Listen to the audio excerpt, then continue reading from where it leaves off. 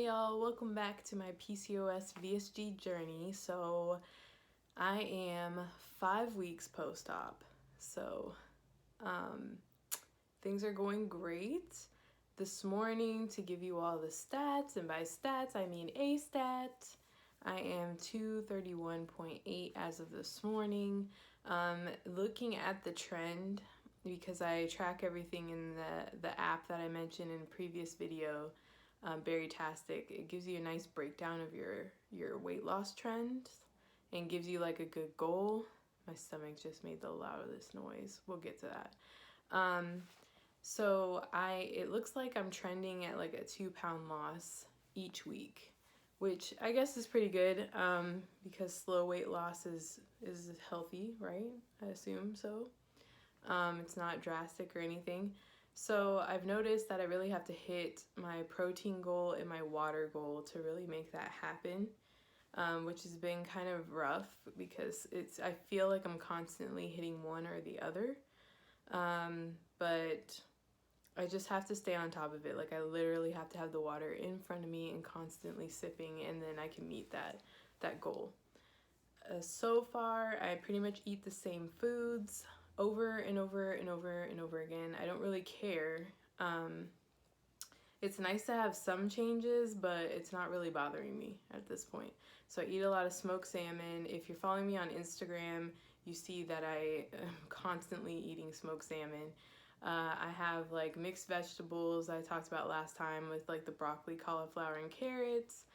I also have hummus on deck. I love hummus, so good. And then I also have been eating a lot of egg salad. I love egg salad, so amazing. So in scrambled egg, it's funny because I still can only eat half of a scrambled egg, but I can eat a whole egg if I make egg salad with it. I don't understand, but anyways, so that's what's going on with food. I'm still in the mushy food phase, so I definitely chew my food really good and put a timer on for 30 minutes just to kind of keep me on some kind of pace, because sometimes I feel like it could really take me an hour to finish my food if I'm not focused, if I'm paying attention to something else. So it's been kind of hard with the work week because I'm trying to work and then I like forget to stay on top of like my bites. So I do really take my time chewing and whatnot. There's still some pills that I have to crush. Can't really take anything bigger than an eraser, apparently. Other than that, overall, I feel pretty good. There is slight pain that I get every now and again on my left side, and that's the opposite side from where the stomach was removed, according to my surgeon. So I don't really know what's up with that, but it happens every so often. I've noticed, like, I feel like I've lost quite a few inches, but then sometimes my mind plays tricks on me because I feel like I get bloated really fast. Like especially if I'm on track to meet my like water intake goal, I feel like my stomach, I just look at it and it's just like it's so expanded that I'm like, wow. I thought I was losing, but so it's just kind of crazy. I try not to like pay attention to it, but it's hard not to. Because like this morning, for instance, I woke up with a super flat stomach and it was exciting. So I noticed it in my clothing. I just feel like there's quite a few things that I won't be able to wear anymore, including this like top. This was like an extra large from American Eagle. It's supposed to be like a crop top, crochet top, and I think I'll be getting rid of it soon. The straps keep falling off. I don't even know if that has anything to do with actual size. I think it's just flimsy. But anyways, my jeans definitely feel really loose. If you have high waist jeans, I think that's probably a good investment, to be honest, for anybody who's having VSG or just rapid weight loss, because you can hold on to those a little longer, because these are staying up, but I definitely could go down like 2 sizes in American Eagle jeans. So just keep that in mind. So I'm gonna hold on to these as long as possible until they just don't work for me. And right now they kind of feel like they don't. I'm pulling them up, like it's kind of annoying. So yeah, overall I feel really, really good. Been getting my vitamins in and whatnot, but one thing that's bothering me now is the multivitamin. I really cannot stand the taste. It was fine for a while, but I take these bariatric chewable multivitamins, and they make me like feel nauseous after eating them. So I did want to look into like just switching to Flintstone vitamins, but a part of me doesn't want to because everything I've read and been told was to stick with bariatric vitamins because, you know, once you get a procedure like this, you absorb less and you need something like with full multivitamin power, if you will. So I kind of want to stick to those, especially since after my latest blood work and I actually was like low in vitamin A. So I don't know. If I really can't continue to tolerate them, then I'll have to definitely look at switching to something else. I was a big fan of gummy vitamins before surgery, but unfortunately, my nutritionist told me that it's probably a good idea to stay away from them because you're not going to absorb too much from them. So that kind of sucks because I really like gummy vitamins. They're really good. What else? So I still do walking. I noticed that maybe I'll start giving myself a couple more days of breaks because I just took like a 2-day break from walking and I stepped on the scale this morning and like all the weight dropped. It was crazy. But that probably also is due to the fact that I actually met my water goal. So yeah, it's probably what it is. Also, I've received questions about my PCOS, like what I'm doing to manage it. Right now, the symptoms are mild. However, I have to keep an eye on the menstrual cycle because that has been trending to appear 2 times a month, and I just can't handle that. Like, that's ridiculous. And that's what happens when I'm off the pill. You know, it starts to regulate in an irregular way, which is PCOS at its finest. So I'm kind of just keeping an eye on everything, and if I need to reach out to my endocrinologist or my surgeon to get like permission to go back on my birth control pills, because that's what was regulating that, then I'll do that. But right now I just kind of want to see if the body's gonna just adjust, because I know it just, you know, going through this procedure, it's a shock to the body. So I was hoping to just give it some time and see if it levels out. Because I really didn't want to get back on the medication. And for my face, I took spiralactone. That is a diuretic, so I wasn't allowed to take that after surgery either. In birth control, you have to stop a month before VSG procedure. Just to be safe. So I've been off that actually like 2 months, almost 3 months prior to surgery, because I thought I had surgery coming up, but it kept getting rescheduled due to the virus. So yeah, so I just am monitoring for now. Spiralactone, I think I'll eventually be able to get back on that. So I'm keeping an eye on my skin for right now, and I'll bring it up with my surgeon if things start to get out of control. Of course, I have on foundation, but there hasn't really been too much concern. There was like right after surgery, my face seemed to be going through some changes, and I've kind of like almost panicked thinking that I was going back to the cystic acne, but it seems to be okay for right now, so that's great. I feel like I still have a lot of energy. I don't feel days where I'm like super run down or anything, so I stay on top of all the other vitamins like the B12, I take B50 complex, all that jazz. So I think that that really comes into play in terms of energy level. I'm supposed to be focusing on eating 3 times a day, but still I'm eating about 2 times a day. That's what I can manage. I'm still eating 1.5 to 2 ounces of food in a sitting.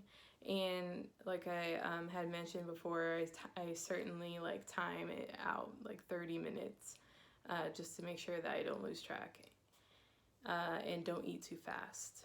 So I can show you all the scars. So I'm wearing the high-waisted jeans again. So the scars seem to be healing really well, and I don't really think in time, I don't really think you'll even be able to tell. So here we go. There's one here. Somebody had asked, like, could I explain further what I mean about an incision in the side of the belly button? I can't explain that any further. Like, it's here on the side of the belly button, inside the belly button on the side. Then I have one here and here. So they're healing up really well. My stomach is just making so many noises right now. It's crazy. But yeah, it's gonna lighten with time. And a lot of people have been really kind, and y'all have been giving me like suggestions for lightening the scars, but I'm totally on top of that. Like, I was a big fan of, I don't know if anybody's heard of Jordan Essentials, but I'm like all about that, their stuff. So I've been using like skin relief and that kind of thing. I have a friend who sells it, and I just love their products. They're great. And I have all kinds of oils, so I'm on it, and I'm not worried about it. I think it will definitely fade over time, and you won't be able to tell. Now, I do have this other one from the catheter. That's this right here. So I'm just going to keep working at that too to lighten that up and see how it goes. But yeah, something you got to do like every night. Every morning. I probably should be applying stuff like 3 times a day, but you know, it's fine. So, what else can I tell you? Yeah, so just, it looks like 2 pounds a week, so I'll just stick to doing what I'm doing. I'm still supposed to stay in the mushy food phase, so it's really going to be the same foods. And what I have noticed now, so a couple things I've noticed. My stomach makes a ton of noises, which I already did research prior to, and that's what everybody says, you know, it's normal. But it's like the kind of noises where if it was somebody who didn't have this procedure, you would be looking at them like literally waiting for them to run to the bathroom. It's like that. So I call my stomach Marvin, and Marvin makes a lot of noises, and you just have to accept it. So a lot of noises instantly when I'm eating, and they're loud, and a lot of noises when I'm drinking, a lot of noises afterwards. It's just, it is what it is. My sensation when I feel full is kind of interesting. Like a lot of people feel it like in their shoulders and things. I don't feel that yet. I just kind of, I don't know how to describe it. I just kind of know like that's it, like tap out. But then again, I also measure out my food. So it's going to be interesting in the future, like how I go about eating portions, because I don't want to overdo it. So I think I'll probably get to a good point of eyeing like 1 to 2 ounces of food, and I feel like a lot of times that fits in the palm of your hand, or palm of my hand anyways. So I'm probably going to use that as like a rule of thumb, because I just don't want to overdo it. And I love the fact, another thing that I've noticed is I love the fact that I don't really crave, anything. Sometimes I do feel hunger, but most of the time I can just go the whole day. Not that I have been doing that at all, but I can go all day if I had to, and just not care to eat, and really not care to drink either. So you really kind of have to make yourself do it. And I like that, because before this procedure, I was constantly like a snacker. Like I would eat something, and then, you know, an hour goes by or something, and I'm like, oh, I want a different snack, and I go down and like find something else. And I just love it now, because I just find something else to do. And that's exactly what I wanted to experience from this procedure, and I'm hoping that that sticks. Like I don't want that constant feeling of having to snack come back. And I smelled the weirdest thing too. My dad had got like this Korean food and came home with it, and it smelled amazing. Like, and I, big fan of Korean food, okay, especially kimchi, love it all. And I was smelling everything, and I was just like, wow, that smells good. But it wasn't like a wow, that smells good, I'm gonna go get a plate. It was just like, wow, that smells good. I acknowledged it, and I walked away. And I was like, who are you? Because that's crazy. So I'm also hoping that sticks around. I haven't had cravings for like sweets still, so that's great. I have like these no no sugar pudding cups or sugar-free pudding cups. And I could have them, but I just literally just walk by them just like, nah. Because it's like everything I think about ingesting, it has to be something that will benefit me. So, I'm trying to hit my protein goal for the day, and I really don't want to get sidetracked eating like a pudding cup and then having to play catch up later because, I wanted a pudding cup. So I do still enjoy sugar-free popsicles. Those kind of feel like just freebies. Like, I almost want to count it as liquid because it is. But yeah, so that's what I enjoy. And I still drink a lot of Gatorade Zero, Powerade Zero, Mio. I'm so big on Mio. For anybody who's like me who loves the creamsicle flavor, vanilla and orange combination, they have a creamsicle Mio, and it's freaking good. I just love that. And a new thing that I've been noticing that I do lately is the Premier Protein. I know you guys have suggested, a lot of people have suggested Fairlife, try that, but I really don't want the milk, the dairy, and all that. I'm annoyed already that I'm consuming so much whey protein because I really feel like my body just doesn't like it. So, like, it tolerates it, but I just don't think that it's really for me. So, I have one Premier shake a day, and then I notice at nighttime, like, I'll get in I will get Powerade Zero or Gatorade Zero or Mio, and I will put a scoop of GenPro or Genapro, I don't know how it's pronounced. And I'll put that one scoop in there and mix it up and drink that. And it's easy to go down, and it's 30 grams of protein, so that kind of helps me lock in that goal by the end of the evening. So that's what I've been up to lately. And yeah, so overall feel great.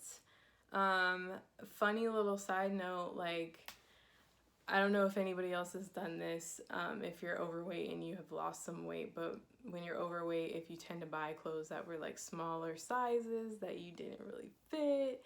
I have bags and bags of like clothes, not bags and bags, maybe like 4 bags, okay, of clothes that I'm looking forward to fitting. So luckily I don't need to really go shopping soon or anything, but I definitely feel the inches lost and perhaps maybe need to get some new jeans down the road soon. But overall, very excited. I'm actually looking forward to being able to work out a little bit. Like, I'm definitely not looking to overdo it because I don't take in very many calories a day as it is. So I don't want to, overdo it in that area. So, but I do want to be able to do some stationary like exercises. Like, I have my booty band that I enjoy to do some squats, that kind of thing. But yeah, I've kind of just been taking it easy, especially since that pain shows up sometimes when I'm walking, especially. Like, I do 1 to 2 miles, and I'll notice, like, as I'm walking, it just kind of hurts on the left side. It's not really bad pain, but it's just some form of pain. I don't know. I want to say it's like a flash. Like, it happens, and as quick as it happens, it will go away. So I don't really know. Yesterday was like the first day I laid on my stomach for the first time after all of this, because I'm a stomach sleeper. I don't know if I'm gonna be anymore because I seem to sleep pretty good on my back because I had to for so many weeks. But yeah, it felt good to be like on my stomach a little bit, and I noticed that it was still really tender, so I couldn't stay on my stomach for that long. Like, I was laying on my bed, like on my stomach, and I was like, yeah, I'm gonna get up. But that's my update overall. If you all have any questions, you all are pretty good about sending me questions on Instagram and commenting below. And I know there was some interest around the PCOS issue, which I definitely need to devote like a video just to that, just to kind of show you all like my symptoms and how they've changed. But like, even acne, like on the body, like I'm worried about that sometimes. But I feel pretty good, and just like I said, I'm monitoring it. So the spirolactone helps keep all that kind of stuff in check, but hopefully, you know, I won't need those medications, and the body regulates as I continue to lose weight. It just reaps the benefits. So that is what I'm gonna claim. So, but thank you all for subscribing to my channel. Welcome to all the new subscribers. What's up? I want to continue to share my journey here, and though some of my checkups might be short, you know, I want to continue to be consistent and just share a journey with you all. And thank you to all my Instagram followers. If you want to follow me on Instagram, here it is right here. And you can follow along and see the daily posts that I put sometimes. It's constantly, like, usually I post what I eat. And it's the same old stuff, but you can get an idea of, like, what it looks like before and where I am when I finish, that kind of thing. I always found that interesting when I was looking into VSG, and just was, you know, interested in what people could get down and what kind of foods they were eating. So thank you for all my new followers there. And perhaps I'll do like throw up some question posts one day, so those of you who follow me on Instagram can get your questions answered if you have a few. And yeah, that's it. I hope everybody's enjoying the summer. It's getting really hot where I am, and popsicle weather for sure. And just hope everybody's staying safe also, and try and have some fun in the summer, but keep it safe with the virus and all. And I will see you all on the next update. Bye.